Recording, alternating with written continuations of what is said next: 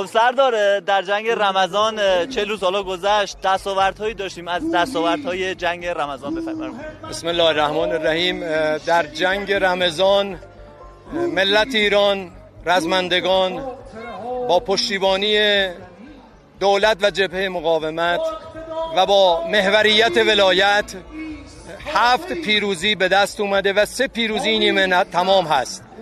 7 پیروزی اولی که تاکنون دستاوردهای بزرگ جنگ رمضان بوده، شکست دشمن در فروپاشی نظامی که تبدیل شد به قدرتیابی نظامی ایران، شکست دشمن در فروپاشی نظام که نظام ما برای تا دهه‌های آینده محکم‌تر و قوی‌تر شد، شکست دشمن در تجزیه ایران، شکست دشمن در ایجاد آشوب‌های داخلی، شکست دشمن در ائتلاف جهانی علیه ایران که امروز تبدیل به نهضت ضد استکباری و صهیونیستی در جهان و حتی داخل امریکا شده و همچنین شکست دشمن در ایجاد شکاف ملی و تبدیل اتحاد ملت ایران به اختلاف که این هم تبدیل به یک اتحاد بزرگ ملی شده و شکست دشمن در مداخله و تسلط بر تنگه هرمز که برای همیشه مدیریت تنگه هرمز در اختیار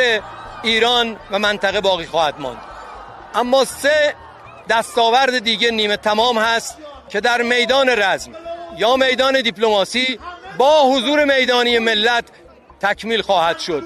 یکی تنبیه کاملتر متجاوز، دوم دریافت غرامت یا خسارت سنگینتر به دشمن و سوم مهار و ریشه‌کنی تهدیدات و ایجاد امنیت پایدار برای ایران و منطقه که این 3 پیروزی نیمه تمام با 7 پیروزی به دست آمده ملت ایران رو در یک تمدن سازی جدید و به عنوان قدرت ظهور یافته امروز در معادلات جهانی نقش داده و این انسجام و تقویت حاکمیت ملی و همچنین جهش تمدنی رو در پی خواهد داشت. سردار، خواستن عملیاتی داخل ایران داشته باشه اما 4 تا از هواگرداشون زمینگیر شد و حادثه مثل طوس تقریبا رخ داد. درباره این موضوع صحبت کنید. دشمن شکست‌های سنگینی خورده، یعنی قوی پیشرفته ترین جنگنده هاش برای اولین بار در جنگ رمضان آسیب دیدند. در آسمان شکار شدند و در روی زمین در پایگاه‌های دشمن بخش قابل توجه اونها منهدم شدند.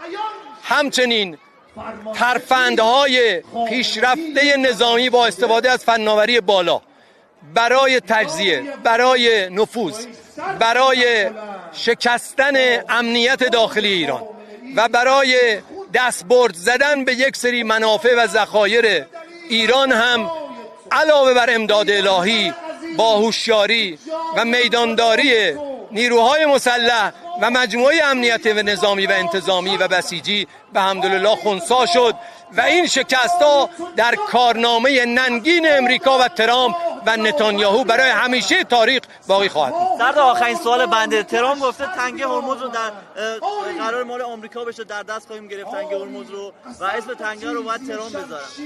از این فریبکاری ها و دروغ های ترامپ کذاب زیاد شنیدیم. این رو هم به عنوان یکی از دروغ ها و فریبکاری ها و جنگ روانی ترامپ فقط باید حساب کرد.